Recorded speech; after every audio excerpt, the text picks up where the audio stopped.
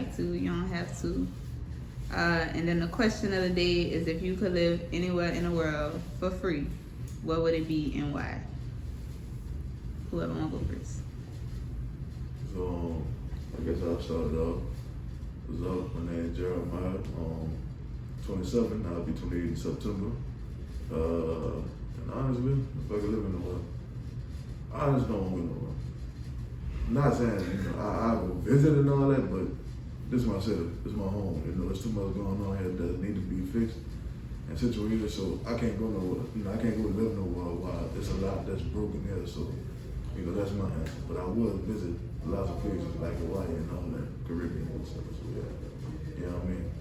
Gotcha. My name is Antonio Travis. I'm 29. I'm the youngest. Flyers director. You heard but now I'm 29. 29 years of age. If I could go live anywhere for free, he stole my answer. I live in New Orleans. My mom always told me to take care of home before I do anything else. And as long as my community need me, that's where I need to be. It's like basketball. I keep my talents, especially when I'm in my prime, keep my talents in my community. I don't believe in taking my talents other places when my city need it. And even if my city did need it, I love my city. This is why I would want to live for free. Like you said, I visit any other place I go. I traveled a lot already, but I would love to visit all other types of places, but New Orleans is where it's at. Yeah, Okay. My name's Ahmad, and I'm 15, and I don't know where else I would want to live at. I don't know. We talked about this kind of earlier, I wouldn't know. No, what? You just stay here? Yes. I guess I'll just stay here Cool. Well, for those watching, I'm not, I don't think I need to introduce myself, but I'm Miss J, Jarita, Coach J, Coach. However you know me is who I am. I am not going to be on camera today for the sake of the conversation. The conversation is really about creating a healing space for Black males, more specifically in our city, but we're going to talk a little bit about what it means to be a Black male in America as a whole, and just how society views the Black male. But I really wanted to create a space and allow these Black men, young Black men, and Black boy to occupy the space and hold space for each other, and kind of just let the conversation flow freely. So you'll hear my voice every once in a while, maybe with a guiding question here and there, but for the most part, I'm gonna let them run the show. And so just to kind of open it all, to get y'all minds going, I want y'all to open with sharing a story of your experiences thus far being a Black male in America first, and then how that either correlates or differs from your experience of being a Black male in New Orleans. All right, I go first. So yeah, if you can't see it, I'm very Black, but I have my hands tattooed. It says Black man, and I did that obviously I did it intentionally, but the reason behind it was because I don't know about other people, but in my experience, I had to learn how to love being who I was. I wasn't like being Black. First of all, being Black in America, you see images of yourself, you portrayed a certain way, and if you don't know, if you don't have the right support system, you buy into that. And so locally, more so done by the charter school system, but by how America portrayed us as Black men, I had a hard time. Identifying and accepting who I was. I was I actually felt like we were more programmed to mimic white men, and so I had I just had a real tough time just being comfortable in my own skin, being happy, being proud, of my culture, my heritage. Those things were something I had to learn. That wasn't something that I grew up embracing, because I had so much stuff fed to me that everything about me was negative. So, I got to a place in life where I understood that, this Black is beautiful. our culture beautiful. Everything about us is beautiful, and I'm so in love with my people, my race, my color, who I am, that I got it tattooed on me. So you know, if you want, so people judge me, I want you to know, like, you know, this is what you get. So yeah, so just, you know, to sum it all up, just, you know, America views us and dehumanizes us, and then I think sometimes that anti-blackness, that sometimes that shows up in our own community, and it shows up in the school system we have in New Orleans and the charter school system in ways. And like I said, it was just a tough journey for me to come to realize that I was beautiful. I had to, like, that was something I had to figure out and learn, because again, the support systems around me, the systems that play around me, told me that, you know, unless I mimic a white man, I was nothing. So, you know, that's my take on it. You know what I mean? I feel like my experience is kind of different because, well, of course, I'm younger than you. Yeah. And and I feel like my support system, my family, like, we always kind of loved our skin and being black. And our grandpa, he wasn't from here. He was from Barbados. So, like, we always kind of felt good about how we looked. And obviously, the media and a whole bunch of other people portray us as thugs and, like, we're just violent criminals that just do a bunch of stuff. But there's a lot of different kind of variety. Like, if you, this here specifically, they got a ton of different black men and boys that do different things. They got some that like sports, some that like science. Like, it does sports, it really doesn't matter, because everybody's different. People have different experiences, but like, we all kind of have to learn how to love ourselves. And of course, they are different, like, skin tones, and people got to learn how to deal with how they view themselves and how they view other black people. Right. And you just got to learn how to be able to be with the fact that you're the skin color you are. Because me, I'm the darkest out of all my siblings, but it's not something that I really care about, because I love them and they love me. Because we don't really talk about that, but like, it's because we don't really care about it. Right. Fuck that stuff. Can you ask the question again? Can you ask the question again? So I can Sure, no problem.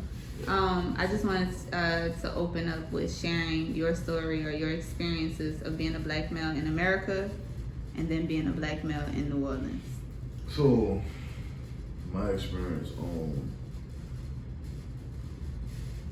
so I'm just start out, you know, mom's, she's extremely light skinned, pop's dark skinned. As you can see, I am dark skinned, and this mainly usually goes out towards, you know, at the time, women, you know,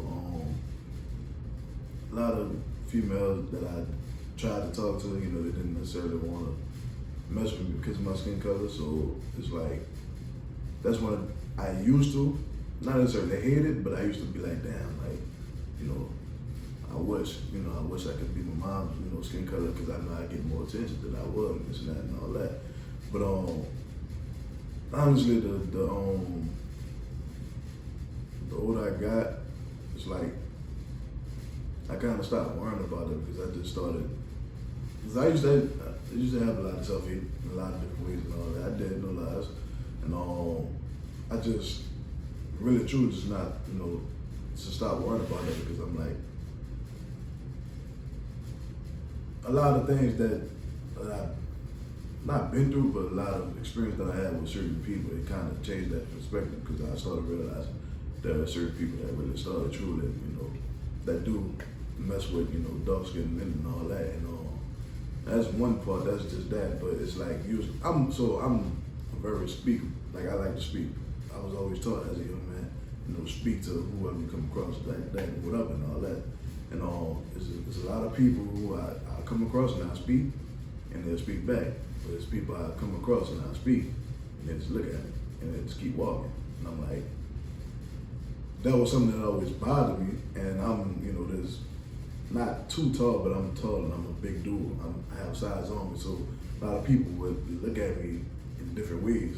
Like, I can see it in their eyes, like they look at me different and all. And it's just, you know, that's one of the things that bothered me as well, because I'm like, get to know me, I'm not really, you know, not no bad guy, none of that. And of course, you know, like they was talking about the narrative that was already put on us, you know, old thugs, this and that. I like to wear hoodies. If I wear a hoodie, a lot of eyes gonna be on if I go to the store with a hoodie on, you know, face mask on now with all this. So yeah, but really, like you said, I really just stopped caring. Like I started loving myself more because it's like me personally, I just put myself first and stop worrying about the way people looked at me, the way people thought about me, this and that. They don't know me, you know. So I had to realize that I can't necessarily change everybody's mind about me without them even knowing me. So I basically just let them be, let them think how they think, whatever it is, what it is, and I just went on my life with the people who really do, you know, love me and care about me, miss me and all that. So, you know, yeah, you know what I mean? That answer was. Yeah. Look, it's an open space. Whatever your answer is your answer. It's about your experience and your expressions. You mentioned a little bit about the charter school, and you know, we talk a lot about the charter schools because you're currently in one. That's your experience, and so I think the next question is really how do y'all feel about how the media, one, portrays the black male, and then how that is brought into spaces, community spaces, school systems, and just spaces where, you know, young people especially could exist and it be a healing space for them, but because of how they've been portrayed, people kind of not stereotype, Lord have mercy, stereotype them and put them in this box without getting to know them. Right. Go first again? I'll go first again. All right. Hey, Larry. Yeah. So again, I think the media do what the media is supposed to do, and that's programming people to view things a certain way. And with black men in particular, again, we are so dehumanized. It's normal to, if you want to conduct any type of experiment, like black people in general, normally the race that's being experimented on, and then, you know, of course, black men, like, we're not even viewed as human, so like, it's like, you know, it looks different in space. So mind you, like the charter schools, like when they implemented charter schools in New Orleans, they came with extremely punitive practices, like zero tolerance. Like, you know, like if you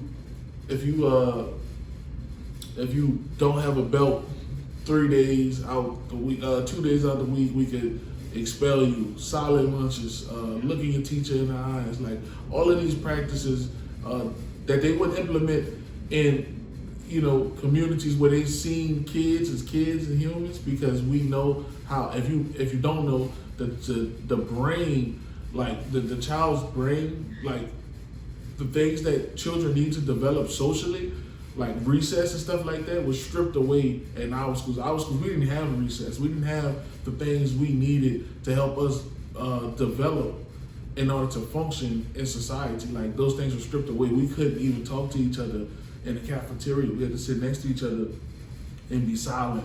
And I think it worked, and it's able, like, people are able to get away with that because of what the world tells us about us.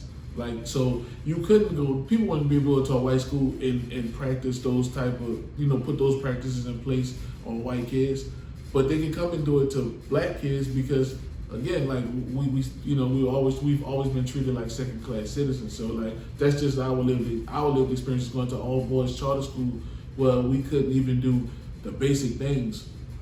And we had the basic things stripped from us, you know, and we were experimented on and stuff like that. And it just shows up in different places, in different ways, the school to prison pipeline, like all the things that affect our community. When we look across the board statistically, I think sometimes people get in a fight about this, but when you look across the board statistically, like in every category, incarceration, economics, education, like black men are at the bottom. Like, well, we are affected like the most. Like, but we are the ones affected the most in each category in a negative way, across the board. Like we act like we are the ones most miseducated. If you look at who's making like the least amount of money by a group, like black women are doing their thing, like black men are like at the bottom and stuff like that. So I just think people can come in and do a lot of different things in our community because of how the media portrays us, and I think sometimes some people feed into that and allow that to happen, which is why we have the charter school experiment going on that happened when Katrina happened, and they went and passed that law while all of the locals were gone, and went ahead and implemented that, and did that and handled their business. And nobody on the school board, most of them never had kids who were inside of the charter schools, inside of the schools that they ran in their district. They kept their kids outside of school. That's a conversation for another day. But it just goes to show you how people just, like if you wouldn't feed your child something, why would you feed it to somebody else's child? And that's what the charter school system did to black kids in New Orleans and outside of New Orleans. But that's just like, again, that's how they do us. That's how they try to play on us. That's why I got this tatted on my hand, because I'm fighting for my people. But what kind of people? So yeah, social media is dangerous. It's a powerful tool. Whether it's a good tool or it's a bad tool. And it's a lot of memes and just a lot of memes in general, and the news that they put on it, they don't ever put positive things on it about the things that we do, in our community as young men in general. They don't talk about those who are actually out working. Like, I just came from doing some work with one of my mentees. He's pressure washing pluses. That's one of his side hustles on, and to try to help his family out. He just told me today how all this money was gone because he had to help out with getting food for the house, paying the bills, and stuff like that, along with helping his moms. So they don't talk about all the positive things. All they talk about, drug dealing, this and that and all that, but they don't talk about how it got to that point. Talk about the problem. My thing is, we didn't just up and say, oh yeah, we want to do this or we want to do that. Nah, we was put in the bubble to where we only had those resources in particular. So it's like, everything is like I said, they show everything. They show what they want to show, basically, on social media. No matter what it is, the memes, black men this, black men that, kids out here, black on black crime, this and that and all that, but they don't show the problem that's leading to that. People always talking about, we doing this ourselves, we not like it's a lot that we could do, but it's a lot that we can't do. Why? Because of the system that we're in. We can't just up and try to build something inside of the system thinking it's gonna work. No, we have to fix fix the problem before we do anything else. A lot of people don't see that. And that's all you see on social media. Oh Lord, my people this, my people that. People are struggling because we're put in a situation. And they gotta try to find a way to provide for them, their kids, whomever it may be. And then for the youth, they gotta try to help out their family. But you don't see that. All you see is the gunshots, talking about the news, or somebody robbed this, shot that, and all that. That's all you see. So, like I said, social media is a strong tool, whether it's positive or negative. So, Okay. So in the media, black men are shown in one particular way, even when they get killed. Like with Ahmad Arbery or George Floyd, people were talking about the reasons that they might have been killed. Like with George Floyd, he might have gave them a counterfeit $20 bill. That doesn't mean you should get killed. Exactly. And Ahmad Arbery, he was just jogging, and some white man hunted him down and killed him. Yep. There's no reason that they should get killed. And they don't talk about what they did in their life before. Like with George Floyd, he moved to Minneapolis to have a better life for him and his children. Yep. But then all that stuff happened, and it only talks about why he was killed. He might have been a criminal. All these other things that don't matter because he got killed by the police for no reason. And it just doesn't make sense because like there got a lot of black men that are just doing things to improve their lives and their community's lives. But you don't see people talking about that. You only see people talking about the negative stuff like crime, killing, like just a bunch of stuff that only portrays us in bad ways. And like what he was talking about with the charter schools, well, I was born after Katrina, so of course I would experience everything that happened with that. And it's kind of strict sometimes. Like I went to like I think I went to like two charter schools, and I'm at one right now. But like they kind of strict about some rules, and I don't understand why. It's not like I don't think I could change it, but like maybe I can, but like it just depends on like who is around you and who wants to help you. Right. But like they just don't portray us in the best light. I mean, and that could be said about all black people, but like black men specifically is kind of shown as like we just thugs and just like drugs and just a whole bunch of stuff that not every black man does. Yep. If you want to do something, you know, if you want to protest or walk out, just let us know. Straight up. A lot of people will pull up. Trust me. And, you know, along with what they talking about, he didn't go in too much detail. He didn't go into much detail about how the school we went to work. You know, we went to Middle Car Academy, they ain't here no more, so we can't have no, you know, no reunions, nothing like that. That's we planned it ourselves. So he said school to prison pipeline. It was basically around like a prison. Gotta walk in the straight line at a tape like about 6 inches, 7 inches away from the wall. It's about this much separation. You gotta walk through that tape. You get out there, it's a problem. In school suspension, detention, stuff like that. You get out of line, or you speak or something like that while something going on, suspension. You can't talk at lunch because the principal mad. Because of some stuff that we ain't had nothing to do with. He coming up, raise his hand up, you gotta be quiet. That whole lunch, you can't say nothing. You can't get all the energy that you got out, you know, how kids used to do when you go to lunch. Oh, I see my friends, you know, chill, talking and all that. Talk about everything we gotta talk about because we can't do it in class. So it's just stuff like that, you know. Whenever they felt like they need to show their power or something like that, they do it. Like I said, on the turn on the spoon. Because I was trying to control my anger issues that I had because people mess with me. And I explained that. And they still, you know, gave me 5 days. Basically, was about to be expelled for that. You know, and that's some of the things, you know, I had to deal with. We still had to go home. They had to deal with our parents because our parents, they don't know what's going on. All they know is, oh, you're suspended. They don't hear our story. We can't explain ourselves. You know, and that's things we gotta deal with. That's a lot of trauma that we had to deal with because, you know, it hurt. You know, I can't even tell my mom's done because she, you know, what they telling her, you know, is she automatically going with them and all that, not without even truly fully knowing the whole story, what even going on. So it's a lot of things that we gotta deal with at the school. We had cameras and that, we could, every day we go in there, we going through a metal detector. Got the little metal line going around us, we had to hide our phones just to keep that with us. We put it in our shoes and stuff, and our socks and stuff like that. It's a lot of things that we got to deal with at normal college. And then not to even talk about how we even graduated. Technically, we didn't graduate. We didn't pass. I'm gonna be 100 with you. You know, I'm getting unsatisfactory on my leave tests and stuff like that. And math, I'm getting, you know, my coach going out saying everybody grades, the zeros and stuff like that. Yeah. 26, 48 and all that, but yeah, I still graduated.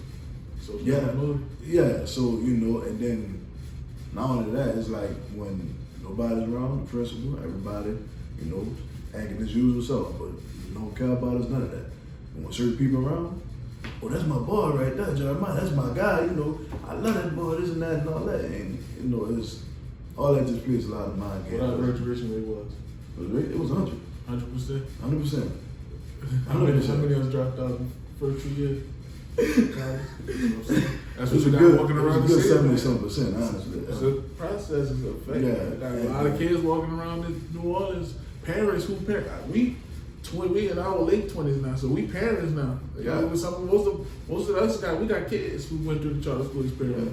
Yeah. And we ain't getting no we ain't building no skills. Nothing. None of that stuff. We got socially promoted. pushed out, and some of us went to college, paid for remedial courses, dropped out, wasn't prepared, came home, and you got that Katrina in you, you got the charter school experiment in you, you got the trauma from your personal life in you. Well, you got a lot of stuff in you walking around New Orleans, Louisiana. Everybody acts surprised, and everybody want to be confused why we ain't got the perfect home, and you know how people,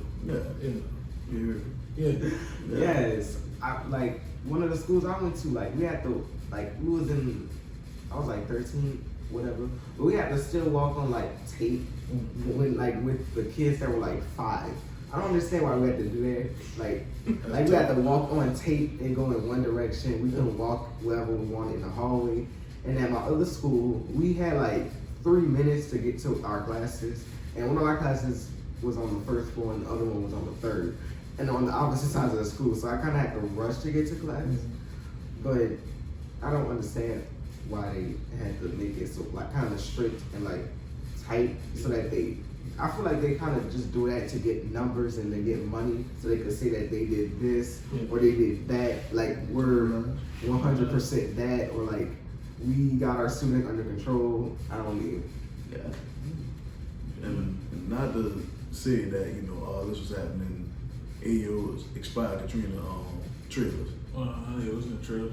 No help at all. And no good help at all. It's just that's what we had to deal with. So yeah, it's a lot. Sandwiches for lunch. Exactly. Cold little pieces and stuff, man. That was tough. That was normal though. We thought every school was like that. Yeah, for real. Like we didn't start getting mad till after we graduated and start realizing some people went to school that didn't move like this. When the guys are confused, don't know what to do, how to live, nothing. Yep. We need to continue that conversation. You know, it was already over. I honestly feel like that could be a Whoa, whole. Like that's a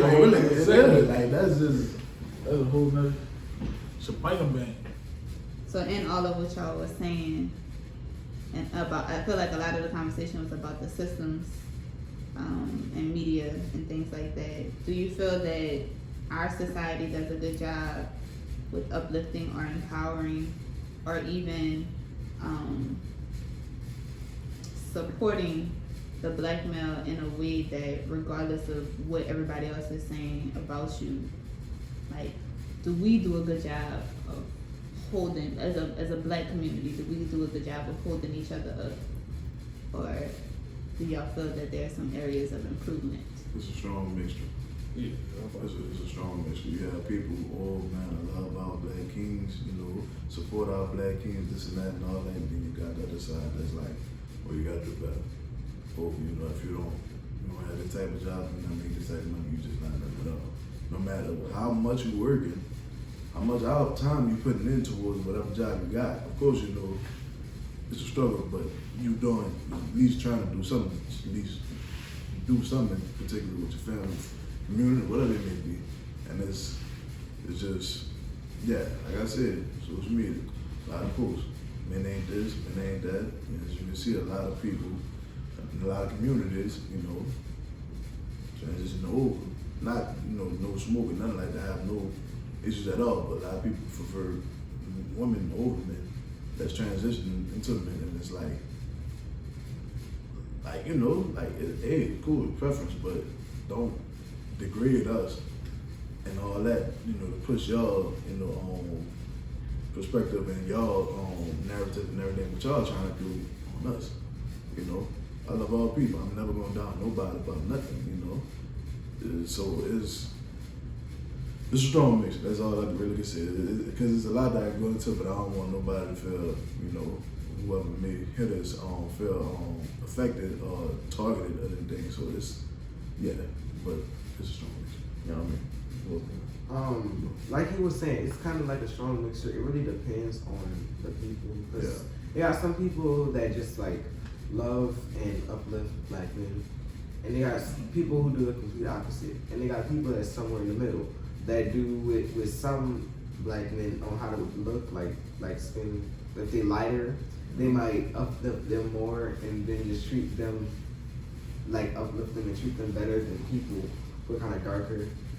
But like it really kind of depends. Yeah, it's like you said, it's like both of y'all said. It's a strong mixture.